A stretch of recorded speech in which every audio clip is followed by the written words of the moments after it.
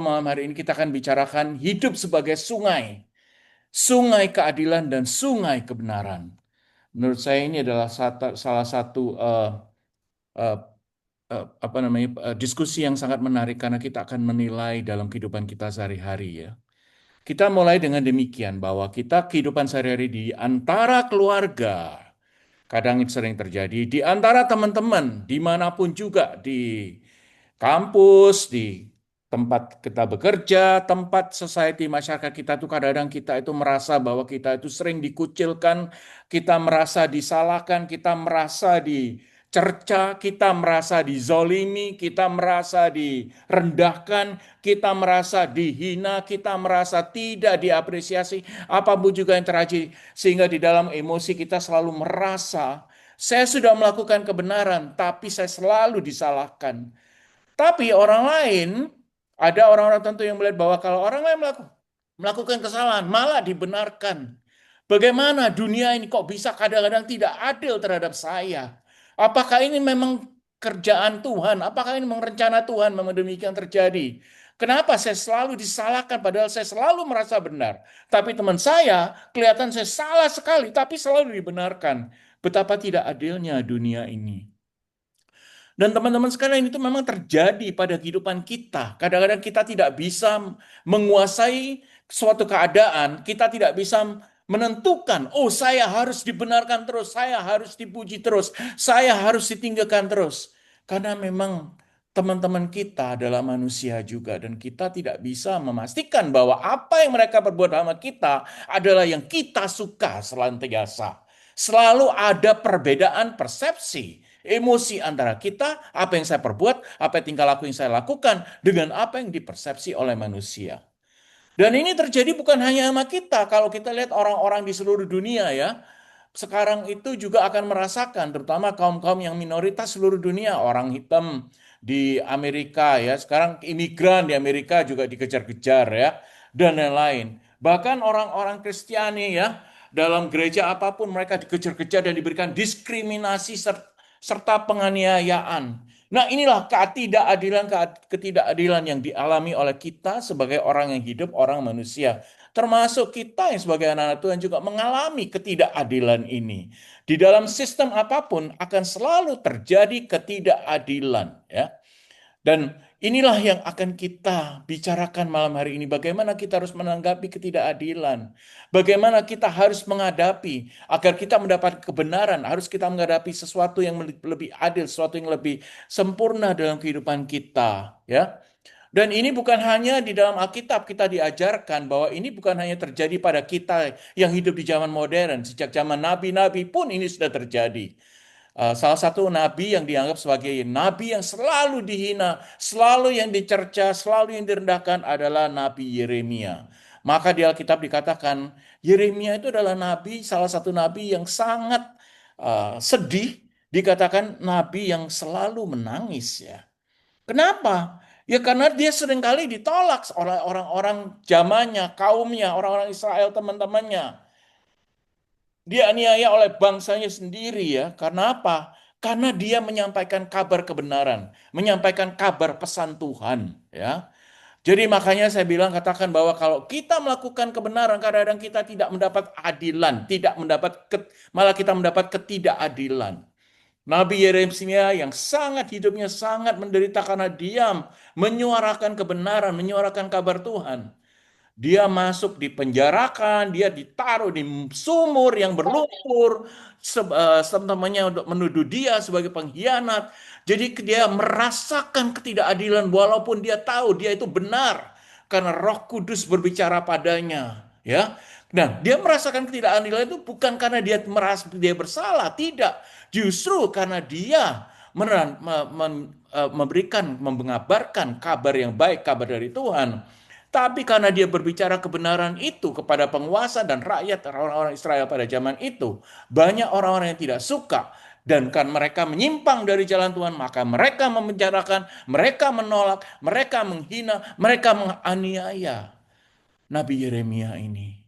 Nah, inilah ya teman-teman yang saya katakan. Kita anak-anak Tuhan, walaupun kita benar, kita sudah tidak melakukan hal-hal yang melenceng, kita tetap straight forward, tetap walaupun sebagai kita anak Tuhan, kita masih akan selalu bisa karena situasi, karena masyarakat merasakan bahwa kita itu merasakan ketidakadilan. Karena apa? Perbuatan yang kita lakukan akan selalu membawa risiko, ya. Tapi intinya Tuhan mau kita sebagai anak Tuhan. Tuhan mau apapun yang kita lakukan asal kita dibenarkan dengan Roh Kudus dan Dia menjalan dan kita tetap berjalan di jalan kebenaran. Tetap harus kita suarakan. Jangan back down. Jangan menghindar. Resiko apapun juga kalau kita benar, kita harus berani dan melangkah maju karena Tuhan bersama kita. Nah, itulah yang dialami oleh Nabi Yeremia. Nabi yang menangis, nabi yang bersakit hati karena dicerca dihina walaupun dia tahu bahwa saya menyuarakan kebenaran. Ada Yahweh Elohim pada zaman itu ya, belum Yesus Kristus. Tapi dia juga tidak melawan, tidak menyerah. Dia malah melawan itu semua, kezaliman, semua yang ketidakadilan dia tetap melawan itu semua. Dan ini semua kalau kita lihat di zaman perjanjian baru, ini juga yang dialami oleh Tuhan kita, Yesus Kristus. Di mana dia menyuarakan kebenaran, tapi dia tetap dicerca, dia tetap disalibkan, dan akhirnya dia mati di kayu salib. Artinya dia diadili secara tidak adil, ya, oleh orang-orang bangsanya, oleh orang-orang Romawi, ya, maupun orang-orang penggede-penggede agama-agama Yahudi, yaitu pengadilan Yahudi yang sudah kita bicarakan beberapa bulan yang lalu, namanya Sanhedrin. Apakah itu pengadilan yang sangat adil? Tidak juga. Apakah itu pengadilan yang ad hoc? Ya. Apakah itu pengadilan berdasarkan hukum Yahudi? Tidak juga, karena tuduhan terhadapnya, tuduhan terhadap Tuhan Yesus sendiri adalah Tuhan yang dibuat-buat, Tuhan yang tidak berdasarkan dari hukum Taurat. Dan itulah yang terjadi. Yesus tetap walaupun menyuarakan kebenaran, dia tidak bersalah. Tapi akhirnya toh dia mengalami ketidakadilan. Akhirnya dia mengalami hukuman salib yang dijatuhkan oleh orang-orang Yahudi sendiri, kaumnya, teman-temannya, dan juga mungkin ada sahabat-sahabatnya. Bahwa dia mau menghilangkan dosa-dosa mereka, tapi mereka tidak mengerti. Dan dia malah dihukum, dicerca sebagai orang kriminal. Ya. Nah, ini yang Tuhan katakan, ini yang ditunjukkan oleh Tuhan bahwa kadang-kadang memang kita hidup itu penuh ketidakadilan. Dan kadang-kadang society kita, masyarakat kita seringnya juga gagal menegakkan keadilan. Tidak hanya di Indonesia, dimanapun juga. Sekarang di Amerika juga banyak ketidakadilan. Orang-orang imigran, orang-orang yang mendapatkan green card, orang-orang Kanada yang citizen juga ditahan oleh ICE ya. Dan ini terjadi bukan hanya di sana ya, di Afrika, di Asia, dimanapun juga. Ketidakadilan itu selalu ada karena memang society kita adalah society yang kadang-kadang tidak adil. Tapi yang kita belajar dari Nabi Yeremia, kita belajar dari Tuhan Yesus Kristus, apapun ketidakadilan yang terjadi pada sekitar kita, tetap kita tidak boleh back down, tetap kita harus menegakkan kebenaran. Karena kebenaran Allah yang ada dalam diri kita, itu adalah kebenaran yang sejati. Nah, Tuhan Yesus Kristus juga mengatakan, menunjukkan pada kita bahwa kalau kita meminta ketidakadilan, walaupun dia sendiri sampai mati di kayu salib, apa yang harus kita lakukan? Yang harus kita lakukan adalah kita sendiri menegakkan keadilan sebelum kita menuntut atau menerima keadilan itu sendiri. Jadi teman-teman kalau kita lihat bahwa sebelum kita merasakan ketidakadilan, apakah kita selalu berlaku adil pada teman-teman kita? Apakah kita selalu berlaku adil pada orang-orang di sekitar kita? Jangan merasakan saya tidak adil, saya merasakan mendapatkan ketidakadilan. Kalau kita sendiri memberikan contoh yang tidak baik bahwa kita sendiri tidak adil terhadap orang-orang lain. Di dalam kitab Mika 6:8 kita disiapkan dan kita diingatkan, hai manusia, telah diberitahukan kepadamu apa yang baik dan apakah yang dituntut Tuhan daripadamu. Selain berlaku adil. Jelas di dalam kitab Mika, kita harus adil terhadap sesama manusia. Karena itu dituntut Tuhan daripada kita. Kalau kita merasakan kita tidak diadili, kita tidak diberikan hanya mendapatkan tidak adilan, tapi kalau kita tidak melakukan adil terhadap sesama manusia, kita tidak melaksanakan apa yang dituntut oleh Tuhan. Bukan hanya berlaku adil, mencintai kesetiaan, dan hidup dengan rendah hati. Ini yang penting. Kadang-kadang kita sombong diri, emosi kita besar, ego kita besar. Kita merasakan tinggi hati. Karena kita biasa mencapai ini, mempunyai ini, merasakan ini, yang semua yang positif, yang baik-baik. Tapi kadang-kadang kita tidak mempunyai kerendahan hati di mana Allah itu yang dituntut Allah kepada kita. Dan tentunya justru itulah yang akan ditinggikan. Apa yang rendah akan ditinggikan. Yang tinggi, rendah hati, yang tinggi hati akan direndahkan. Itu kita diingatkan dalam kitab Mika. Kalau sebelum menegakkan keadilan atau menerima keadilan, kita harus memberikan keadilan. Ya. Di dalam kitab Yesaya diingatkan kembali 1:17. Belajarlah berbuat baik, usahakanlah keadilan. Ya, penting sekali. Belajarlah berbuat baik. Berbuat baik bukan hanya pada diri kita sendiri, hanya pada keluarga kita, tapi juga seluruh umat manusia, teman-teman kita, saudara-saudara kita, teman-teman kita dimanapun juga kita harus berbuat baik bagi mereka. Diingatkan oleh Nabi Yesaya. Usahakanlah keadilan. Ya, kembali lagi, keadilan kembali lagi itu harus secara proaktif kita lakukan di dalam diri kita. Bukan kita menerima keadilan, tapi permulaannya adalah kita memberikan keadilan. Nah, memberikan keadilan itu apa misalnya ya? Kendalikanlah orang kejam. Kalau ada orang yang tidak memperhatikan orang lain, kita harus mengingatkan mereka. Membela hak anak-anak yang kurang beruntung. Seperti orang-orang anak-anak yatim. Atau di dalam kerajaan atau society atau masyarakat Yahudi zaman dulu, perkara janda-janda itu juga orang-orang yang tidak diperhatikan oleh suami-suami mereka dan akhirnya diceraikan menjadi janda-janda ya, bukan karena suaminya meninggal atau apa, tapi intinya adalah pada zaman dulu yang diceraikan oleh suaminya itu adalah janda-janda yang harus dihormati, yang harus diperjuangkan oleh society Yahudi pada waktu itu. Intinya apa? Bukan jandanya, tapi orang yang kurang beruntung. Itu yang harus dibela. Jadi sebelum kita menuntut keadilan, kita berikan keadilan terutama pada orang-orang yang kurang beruntung. Bahasa Indonesianya sekarang berbela rasa, mempunyai empati, merasakan apa yang mereka rasakan. Ya. Di dalam kitab Amsal juga kita ingatkan ya teman-teman. Lakukanlah keadilan dan hukum. Karena itu lebih berkenan di mata Tuhan daripada kita yang merasakan dan merasakan menjadi korban ketidakadilan. Tapi kalau kita melakukan keadilan duluan, bukan menjadi korban ketidakadilan, maka itu lebih berkenan di mata Tuhan. Bahwa kita melakukan keadilan ini adalah menjadi tugas kita secara proaktif, secara aktif yang harus kita lakukan sebelum kita mendapatkan berkat dari Tuhan. Jadi teman-teman, kalau kita merasakan ada orang yang mempecundangi kita, ada orang yang menghina kita, ada orang yang melakukan kita secara tidak adil. Teman-teman, kita harus yang pertama kita lakukan adalah menunjukkan keadilan. Dan disitulah tugas yang harus kita lakukan. Sehingga Tuhan akan berkenan pada hidup kita. Tuhan akan memberikan berkat bagi kita lebih banyak lagi daripada kalau kita hanya merasakan jadi victim. Kita merasa jadi korban. Jadi korban apa? Society, korban keadaan. Saya kok gini, hidup saya kok enggak enak, saya kok dihina.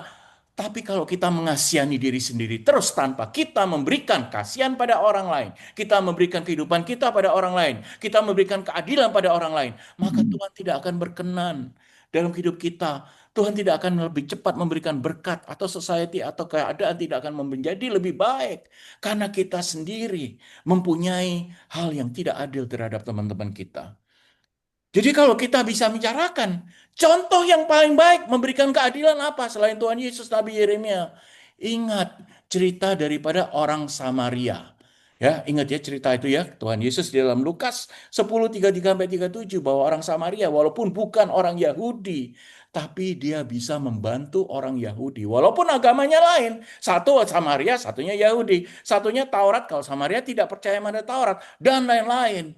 Tapi mereka merasakan bahwa orang Samaria, walaupun dia tidak menghormati hukum Taurat, tapi melakukan hal morality yang baik. Dan disitulah Tuhan Yesus katakan, ini contoh yang paling baik buat kamu. Bukan orang Yahudi yang mengikuti hukum Taurat terus, yang doa terus di bait Allah. Bukan. Tapi justru orang yang menunjukkan bagaimana orang yang di dalam hal ini kan orang yang sakit, orang yang menderita, orang yang jatuh dibantu oleh orang yang bahkan tidak mengikuti hukum Yahudi, hukum Taurat, bisa melakukan secara morality, kasihan, berbela rasa, empathize. Nah, inilah ya teman-teman kita lakukan. Ya, yang harus lakukan ditunjukkan oleh Tuhan Yesus sendiri bahwa keadilan yang benar adalah keadilan yang bergulir seperti air. Artinya apa? Bahwa orang Samaria itu bukan kayak orang Yahudi ya, di mana dia doa terus atau membaca Taurat terus. Itunya sih 100% bagus, tapi tidak ditunjukkan dengan keadaan dan tindakan yang nyata. Ini yang membuat beda antara orang Samaria yang dicontohkan oleh Tuhan Yesus sendiri dengan orang-orang Yahudi yang begitu sangat begitu ketat doanya, begitu korban-korbannya di bait Allah semuanya sangat 100%. Tapi beda, tindakannya beda. Bela rasanya orang Samaria itu beda. Di mana tindakan bela rasa, tindakan rasa kasihan, tindakan membantu orang lain dari orang Samaria ini mengalir seperti air, seperti sungai, seperti hal yang tidak pernah berhenti dan dia mengalir terus-menerus. Ini yang Tuhan maui, kita memberikan keadilan, kita berbela rasa, kita memberikan hal yang baik untuk sesama kita. Bukan hanya berhenti, tidak, tapi justru mengalir seperti sungai. Karena kebenaran yang Tuhan berikan adalah seperti sungai yang mengalir. Demikian juga dia meminta kita untuk memberikan kebenaran, hidup yang tepat, hidup yang benar, seperti sungai yang mengalir. Dan disitulah kalau kita sudah memberikan kasih yang sejati kepada teman kita, kepada sama kita, pada keluarga kita, kepada siapapun yang membutuhkan, maka itulah kasih yang sejati yang Tuhan sudah tunjukkan. Itu yang harus kita lakukan. Ya. Nah, kita kembali lagi dari kitab Amos. Ya. Siapa Nabi Amos? Kalau kita ingat, Nabi Amos adalah nabi hidup kira-kira tahun 8 Masehi, sebelum Masehi. Ya. 800 tahun sebelum Tuhan Yesus datang. Dari wilayah Yehuda. Ya. Yehuda kita ingat ya, ada kerajaan selatan, namanya kerajaan Yehuda, kerajaan utara pada waktu setelah kerajaan Salomo dia pecah ya. Kerajaan utara itulah kerajaan Israel. Dan apa yang terjadi? Nabi Amos ini tinggal di negara yang di bagian selatan, di Israel bagian selatan, namanya kerajaan Yehuda. Dan dia diminta untuk diutus oleh Allah sendiri untuk menyebarkan kabar baik mengenai Yahweh, pesan Allah kepada kerajaan yang di utara, yaitu kerajaan Israel. Dengan demikian, maka Nabi Amos selalu bicara mengenai, hei orang-orang Israel, kerajaan utara, kalian itu sangat kikir. Kalian itu tidak pernah menghormati Allah, Yahweh. Kalian itu selalu melenceng daripada ajaran dari Yahweh. Dan kalian selalu melenceng dari hukum-hukum Taurat yang diberikan oleh Musa. Sehingga dia dikenal sebagai nabi yang memperjuangkan keadilan sosial dan kebenaran. Dan dia selalu menentang tentang bagaimana tinggi egonya orang-orang Israel di kerajaan utara. Orang-orang yang munafik mengatakan A tapi melakukan B. Mengatakan B melakukan C dan lain-lain. Tidak cocok apa yang dia pikir yang dia omongin dengan apa yang dia lakukan. Apa yang dalam hatinya. Apa yang dia pikirkan. Tidak cocok dengan tindakan sehari-hari. Dan terutama orang-orang di kerajaan Israel karena egonya terlalu tinggi dan dia merasakan bahwa dia menjadi lebih tinggi daripada orang-orang sekitarnya. Maka mereka selalu melakukan penindasan. Terutama orang-orang tadi. Kaum yang miskin, kaum yang tidak punya orang tua, orang-orang janda, dan lain anak-anak yang yatim, dan lain-lain itu semua ditindas oleh orang-orang dari kerajaan Israel. Dan disinilah Tuhan Yahweh menurunkan Nabi Amos ke Yehuda untuk menyampaikan kepada orang-orang di Israel. Ya, dituliskan dalam Amos 5:24 dikatakan apa? Tetapi biarkan apa yang terjadi? Biarkan keadilan bergulung-gulung seperti air dan kebenaran seperti sungai yang selalu mengalir. Artinya apa teman-teman?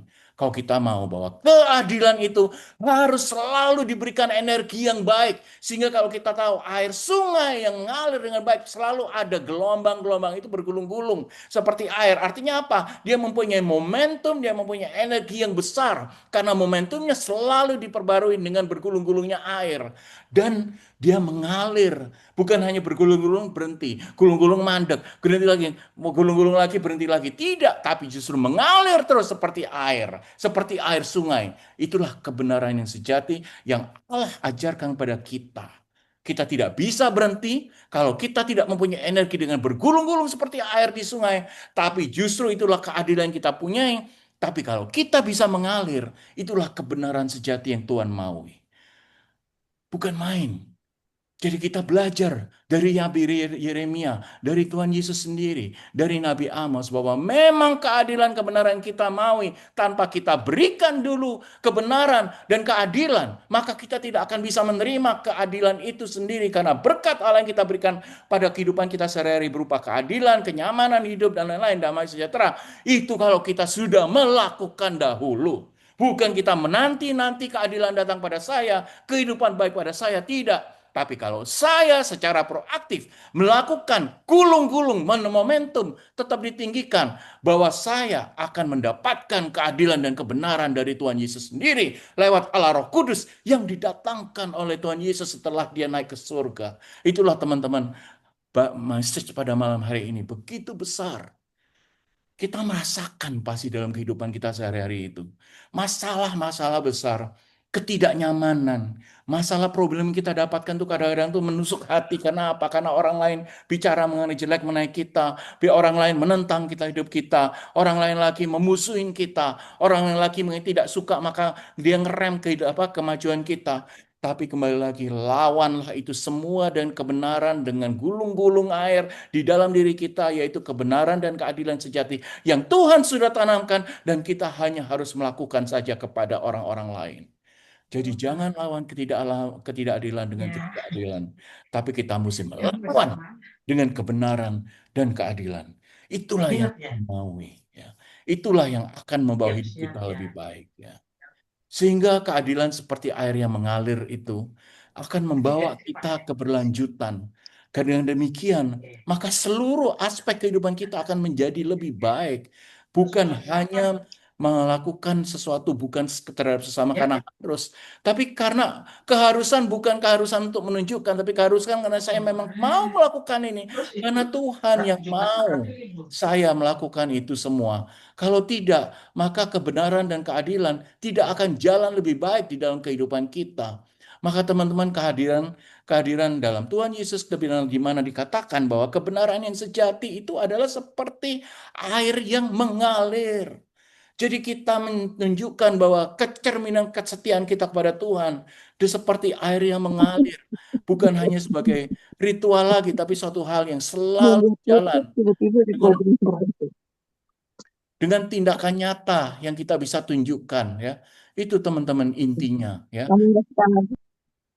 Jadi siapapun yang kita lihat, kita belajar dari Nabi Amos, kita belajar dari Nabi Yeremia, dari Tuhan Yesus sendiri. Mereka melakukan, mereka minta supaya kita melakukan apa yang mereka lakukan, ya.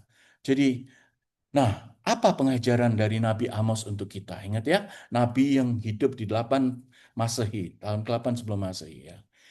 Dan disinilah bahwa kita merasakan bahwa penyampaian pesan Tuhan terhadap ibadah orang-orang Israel, kerajaan utara itu dikatakan oleh Nabi Amos, mereka itu sia-sia.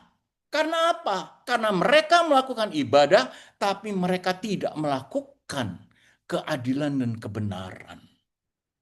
Jadi intinya, apa ekspresi kita? Kita boleh berdoa, kita ke gereja, kita melakukan banyak sekali, kita mendengarkan Alkitab, tapi kalau kita tidak mempunyai empati, kita tidak memberikan keadilan pada orang lain, society akan memperhatikan kita. Kita melakukan ibadah-ibadah tanpa percuma. Karena apa? Karena Tuhan juga memperhatikan apa yang kita lakukan terhadap sesama kita. Ya, jadi intinya kembali lagi harus kita lakukan hal-hal yang benar, kita hilangkan ketidakadilan itu dengan cara melakukan keadilan terhadap sesama. Ingat ya, kita mesti bergulung-gulung seperti air, itulah keadilan, dan kita adalah seperti air yang mengalir, itulah kebenaran. Jadi kebenaran tidak pernah berhenti, kebenaran akan mempunyai energi, energinya adalah keadilan. Ya, itu adalah ajaran daripada Nabi Amos. Nah, kenapa kok sungai? Di dalam Alkitab, Perjanjian Lama, itu banyak sekali penulis-penulis Perjanjian Lama menggunakan metafora sungai. di dalam simbolisme-simbolisme ya, apalagi di dalam Amos ya. Tadi sudah kita bicarakan bahwa sungai itu menggambarkan keadilan kebenaran yang mengalir, yang tidak pernah berhenti. Artinya apa? Bukan kita melakukan keadilan sekali-sekali, tidak. Tuhan mau kita melakukan keadilan, kebenaran yang konstan, tidak berhenti, selalu memberikan yang terbaik. Karena sungai dipakai karena dia tidak pernah berhenti, dia selalu dinamis, mengalir. Walaupun ada batu, ada tumbuhan, ada apa, tapi airnya selalu mengalir, selalu melampaui semua batas-batasan rintangan-rintangan, dan dinamis berlanjut sehingga tidak boleh berhenti oleh hambatan apapun. Disitulah dikatakan makanya sungai tidak pernah berhenti airnya, kecuali kita bikin waduk. Tapi kalau sungai di dalam natural, in the natural course, a river will never die. It will never cease. It will never stops. Karena airnya selalu jalan dengan bergelombang, yaitu energi yang membesar. Setiap kali dia bergelombang di dalam air, energinya membesar dan dia akan mengalir terus karena momentum yang ada dari aliran itu ya dari gelombang-gelombang itu sendiri. Sehingga kalau kita melihat sungai dipakai oleh orang-orang penulis Perjanjian Lama termasuk Nabi Amos untuk menggambarkan proses penyucian diri kita sendiri, penyucian dan transformasi hidup kita sendiri. Karena kita akan menjadi anak Allah, maka kita akan menjadi air yang mengalir dengan proaktif, dengan energi dari air bergelombang dari dalam kita yang juga berasal dari Bapa di surga lewat Allah Roh Kudus dalam diri kita. Disitulah bahwa memang kita lihat sekali, dahsyat sekali cerita yang di mana sungai yang mengalir adalah hal yang ritual yang harus kita lakukan setiap hari. Karena sungai yang mengalir, pasir sungainya dalam. Kalau kita mempunyai iman yang dalam dan kita selalu mengalir, disitulah Allah bekerja. Tapi kalau iman kita dangkal dan tidak mengalir, itu adanya air yang tidak mengalir, sungainya mandek, sungainya tidak produktif. Itu artinya kita tidak memberikan kehidupan bagi semua orang yang bersentuhan dengan kehidupan kita. Jadi teman-teman, kalau kita mau mengalir apa yang Tuhan maunya sebagai anak-anak Tuhan, seperti sungai yang begitu deras anginnya, airnya, walaupun ada hujan, tidak ada hujan, tetapi air tetap berjalan karena dia bergelombang. Karena apa? Dia energi yang mempunyai kesempatan untuk membuat momentum. Dia mengalir terus tanpa hambatan. Disitulah kita menunjukkan bahwa anak-anak Allah juga mempunyai kebenaran dan keadilan yang dia berikan pada teman-temannya, yang diberikan pada keluarganya, dia berikan pada society-nya, masyarakatnya. Dan masyarakat Kristiani inilah yang dimaui oleh Tuhan, ya, dimaui Allah yang kita sudah pelajari malam hari ini, ya. Nah, kita lihat dalam konteks kembali lagi ke Nabi Mika, ya. Di dalam Mika 6:8 dikatakan, "Hai manusia, telah diberitahukan kepadamu apa yang dia baik." Ya, telah diberitakan kepadamu apa yang baik. Dan apa yang dituntut Tuhan selain padamu? Selain berlaku adil, kemudian mencintai kesetiaan, dan hidup dengan rendah hati di hadapan Allah. Ini yang Tuhan mau. Ini yang Tuhan mau bahwa kita melakukan ini. Belum kita merasakan, oh kok saya ini hidupnya nggak enak, saya kok dicaci maka. Gimana? Tuhan juga mengatakan, nanya, apa kamu sudah melakukan keadilan pada orang lain? Kalau kamu belum melakukan banyak keadilan seperti sungai yang bergulung-gulung, seperti sungai yang selalu mengalir, bagaimana kehidupan kamu menjadi lebih baik karena kamu sendiri tidak melakukan apa yang aku mau, apa yang aku ajarkan, berlaku adil. Apakah kamu sudah mencintai kesetiaan pada semua apa yang kamu lakukan, terutama kamu lakukan untuk demi aku, demi Allah, demi kesejahteraan kamu yang aku berikan. Dan apa kamu sudah hidup dengan rendah hati di hadapanku? Itu yang selalu dipertanyakan. Dan ini ada hubungannya ya antara Mika dengan Amos. Karena apa? Karena Tuhan lewat dua nabi ini kita diingatkan malam hari ini. Tuhan menginginkan tindakan yang nyata dari kita. Bukan hanya sekedar sekali-sekali menunjukkan bahwa oh ya saya sudah melakukan ini. Kok Tuhan tidak balas saya ya. Kita melakukan sesuatu bukan Tuhan karena Tuhan akan harus membalas. Kita melakukan sesuatu karena memang itu yang dikehendaki Tuhan dan itu yang diperintahkan oleh Tuhan. Sehingga kita melakukan itu dengan segenap hati. Dengan cuma-cuma, dengan saya senang melakukannya karena ini Tuhan mau saya melakukan. Itulah ekspresi iman yang sejati. Ya. Itulah yang Tuhan maui karena memang berasal dari hati kita sendiri. dari sana, dari lubuk hati kita, dalam hati kita, conscious kita yang paling dalam, disitulah Roh Kudus tinggal. Dia mau supaya kita melakukan etika yang baik, yaitu melewat berlaku adil, mencintai kesetiaan terhadap Tuhan, dan juga hidup dengan rendah hati. Ya. Dan kita diingatkan lagi, bukan hanya Mika, bukan Yeremia, bukan hanya Amos, tapi dari kitab Matius kita diingatkan loh. Suatu hal yang kita baca dari Matius 23-23, dia memperingatkan orang-orang Israel, ahli-ahli Taurat dan orang-orang Farisi. Tuhan Yesus katakan, celakalah kamu, hai ahli Taurat, engkau yang selalu beribadah, engkau selalu menyembah Yahweh, engkau melakukan semua apa yang dituliskan oleh Nabi Musa di dalam Taurat. Dan orang-orang Farisi yang kelihatannya orang bekerja, orang yang punya banyak knowledge, orang yang banyak berdoa, orang yang melakukan banyak sekali korban, yang tidak pernah lolos, tidak pernah melakukan dari bait Allah. Tapi apa yang terjadi? Yesus mengatakan orang-orang yang melakukan tetap melakukan hanya doa, doa, doa, doa, doa, doa, doa. Misalnya kita ke gereja, ke gereja, ke gereja, tapi kamu orang-orang munafik. Why? Sebab perpuluhan dari selasih, adas manis, jintan kamu bayar. Tetapi yang terpenting dalam hukum Taurat kamu abaikan. Apa Tuhan yang kami abaikan? Yaitu keadilan dan belas kasihan dan kesetiaan. Dikembalikan lagi. Bukan hanya Nabi Amos, bukan Nabi Mika, bukan Nabi Yeremia. Yesus sendiri mengingatkan pada kita pada malam hari ini, Matius 22, 23, 23. Keadilan dan belas kasihan dan kesetiaan pada semua manusia. Ingat apa yang Tuhan maui. Pertama adalah cintailah Allah Bapamu dengan segenap hatimu seperti hukum 10 perintah Allah. Yang pertama, jangan ada Allah-Allah lain. Yang kedua, cintailah teman-temanmu sendiri. Cintailah saudara-saudaramu sendiri. Cintailah orang-orang di sekitarmu sendiri.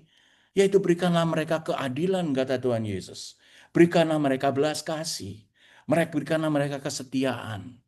Kalau kita tidak melakukan ini, kita apa bedanya dengan ahli-ahli Taurat yang begitu belajarnya baik, ibadahnya pun baik, doanya pun sangat baik, korbannya pun sangat baik. Orang demikian juga orang-orang Farisi. Sehingga dapat dikatakan bahwa kalau kita hanya memprioritaskan hal-hal yang kecil di dalam hukum, tapi kita tidak mengabaikan orang lain, kita tidak melakukan keadilan, tidak memberikan belas kasih, ya, sama. Artinya kita membaca ahli-ahli Taurat yang dikritik oleh Tuhan Yesus, orang-orang Farisi, atau orang-orang bangsa kerajaan utara, yaitu Israel, yang ditegur oleh orang Amos. Ya. Begitulah memang kehidupan. Yesus bisa mengkritik, tapi Yesus juga dikritik. Tapi bedanya adalah Yesus menyuarakan kebenaran dari Allah karena dia melakukan apa yang Tuhan mau, tapi tetap dia harus mati di kayu salib. Dengan demikian maka ketidakadilan yang dialami Tuhan Yesus itu membuat contoh di mana kita walaupun kita selalu melakukan keadilan, belas kasih dan kesetiaan tadi yang kita bicarakan dengan berbesar hati, kadang-kadang kita masih gagal menegakkan keadilan. Tapi teman-teman, yang penting adalah kita bukan hanya melakukan di dunia ini, tapi kelak waktu kita kembali panggil kepada Tuhan sendiri, Tuhan melihat bagaimana kita tetap menegakkan keadilan. Bagaimana orang mempecundangi kita walaupun kita sudah melakukan keadilan. Asal kita sudah melakukan keadilan, kita melakukan kesetiaan, dan kita melakukan apa yang dimaui Tuhan. Maka itulah jalan satu-satunya di mana Tuhan melihat bahwa kita memberikan kasih. Kita memberikan dan melakukan kebenaran. Ya. Karena at the end, yang penting itu adalah bagaimana Tuhan melihat kita. Bukan hanya teman-teman kita merasakan, tapi justru Tuhan melihat kita. Kalau kita tidak melakukan itu kepada teman-teman, kepada orang-orang lain. Tuhan melihat kita bahwa kita adalah anak yang tidak setia walaupun kita ada anak Tuhan. Dan kalau kadang-kadang kita dirasakan bahwa kita merasakan ketidakadilan orang melakukan pada kita, itu bukan akhir dari segalanya. Memang situasi, memang kondisi, memang masyarakat yang demikian. Apalagi masyarakat sekarang yang digital, mereka boleh menulis, mereka berhak, mereka membuat tulisan-tulisan yang kadang-kadang, atau perkataan-perkataan yang kadang-kadang, atau chatting-chatting, atau apapun juga, merusak hati kita. Sehingga kita merasakan bahwa saya kok tidak adil, kok saya dizolimi terus, kok saya direndahkan terus, kapan saya akan meningkat? Tuhan Yesus katakan, Tuhan Yesus memberikan contoh, dia tidak diadili tapi tetap dalam kebenaran, dia tetap diam, dia patuh, dia melakukan apa yang Tuhan, Bapa di surga, minta dia lakukan. Dan akhirnya semua akan menjadi lebih baik. Jadi artinya teman-teman, ketidakadilan bukan akhir dari segalanya. Bukan the end, bukan end point dari segala kehidupan kita. Tidak, justru itu. Kita jelas bahwa ketidakadilan ini memang terjadi di dunia ini. Tapi itu bukan akhir dari cerita, karena cerita kita berakhir pada waktu kita bertemu dengan Tuhan Yesus sendiri, di mana Dia, kita yang setia kepada Tuhan, melakukan kebenaran, keadilan, dan kesetiaan pada orang lain lewat keadilan yang diberikan oleh Tuhan Yesus lewat Allah Roh Kudus. Maka itulah yang Dia lihat. Itulah yang akhir dari cerita kita. Tapi kehidupan kita di dunia bukan karena kita ketidakadilan, maka kita berhenti. Jadi ketidakadilan bukan akhir dari segalanya. Diingatkan lagi dalam kitab Yesaya, ia dianiaya, ia akan membiarkan diri ditindas. Ini sebelum Tuhan Yesus datang. Sudah dinubuatkan oleh kitab Yesaya, oleh Nabi Yesaya. Ia akan dianiaya, Tuhan Yesus akan dianiaya. Dia akan membiarkan diri ditindas walaupun dia tahu dia akan diniaya. Tapi Yesus sebagai orang yang patuh pada Bapaknya di surga, dia membiarkan dirinya ditindas. Dan dia diam. Dia tidak membuka mulutnya. Nah, kita kan sering ya, kalau kita ditindas, kita merasakan ini, wah masih saya pun juga demikian, sering saya ngomel terus. Tapi sebetulnya kalau kita lihat lagi dan saya belajar bagaimana kalau saya misalnya melakukan ada sesuatu yang ini, mestinya kita itu diam seperti Yesus. Ya, dikatakan oleh Nabi Yesaya, kita sendiri manusia pasti kita akan ngomel.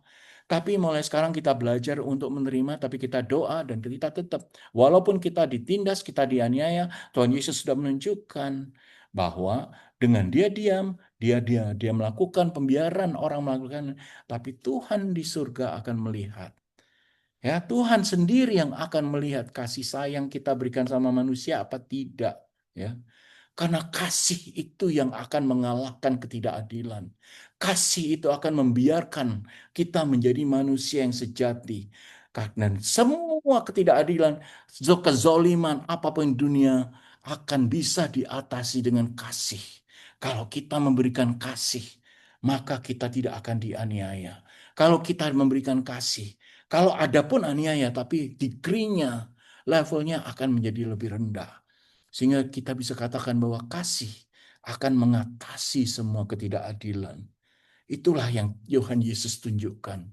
Dengan hatinya yang kudus, dia tidak pernah melihat orang lain itu bersalah. Maka dia bilang, Tuhan ampunilah mereka, Bapa, ampunilah mereka, mereka tidak tahu apa yang mereka perbuat. Ampunilah mereka Tuhan, mereka Bapa. Sehingga mereka walaupun menghaniaya dia tidak bergantung kepada egonya, dia tidak gantung pada situasi saat itu di mana dia dianiaya, tapi dia hanya memberikan kasihnya. Dia memberikan kasih yang mengatasi ketidakadilan yang dia terima. Dan karenanya, karena kita mengatakan bahwa kasih itu ketidak selalu ketidakadilan dan kebenaran tuh yang Tuhan Yesus katakan pun dengan hati kudusnya yang begitu-begitu kudus. Itu adalah kebenaran sejati karena dia adalah anak Allah. Tapi tetap kadang-kadang tidak diterima oleh dunia ini. Dan itu pun juga terjadi pada kita.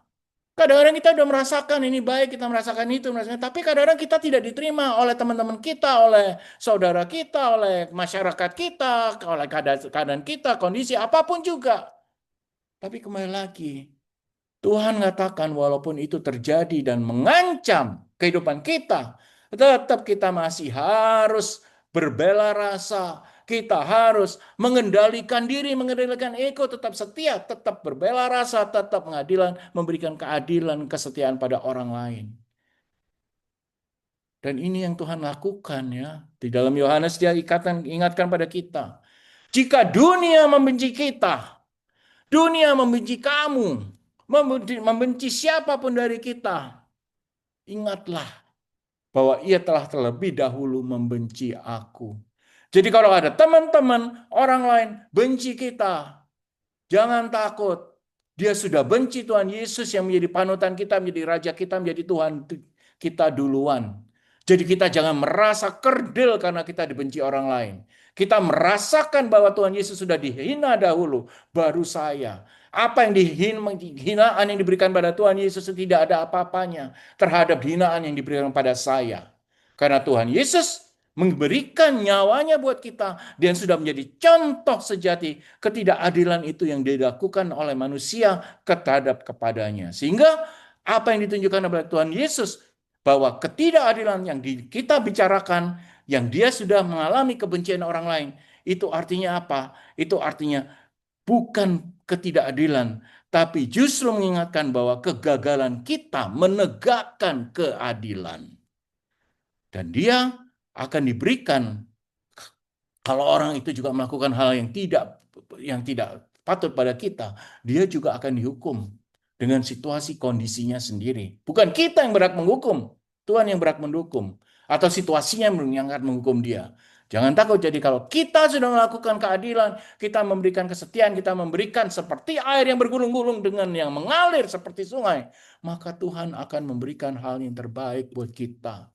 Sehingga apa yang ditunjukkan, apa yang Tuhan mengalami ketidakadilan, bukan dihilangkan karena apa yang dia terima di kayu salib menghilangkan ketidakadilan bagi semua manusia, terutama dosa-dosa kita. Sehingga sebenarnya dengan kematiannya dia dihina, dia tidak adil, dia dicerca, tapi sebetulnya dia itu menegakkan keadilan dan kebenaran. Seperti juga yang Nabi Amos katakan, seperti sungai dengan energinya yang besar, Tuhan Yesus sudah bisa mengatasi itu. Kalau Tuhan Yesus bisa mengatasi kita, itu kenapa kita tidak mengatasi itu? Jadi teman-teman, Tuhan Yesus adalah contoh. Tuhan Yesus memberikan hal yang terbaik buat kita, pengingat buat kita, guru kita, Tuhan kita sudah mengalami itu karena dia, orang-orang sudah membenci dia. Apa sih? Beda derajatnya, pasti dia jauh lebih besar. Kalau dia bisa menerima, kenapa kita tidak bisa menerima? Tapi Tuhan katakan, ketidakadilan itu akan selalu ada.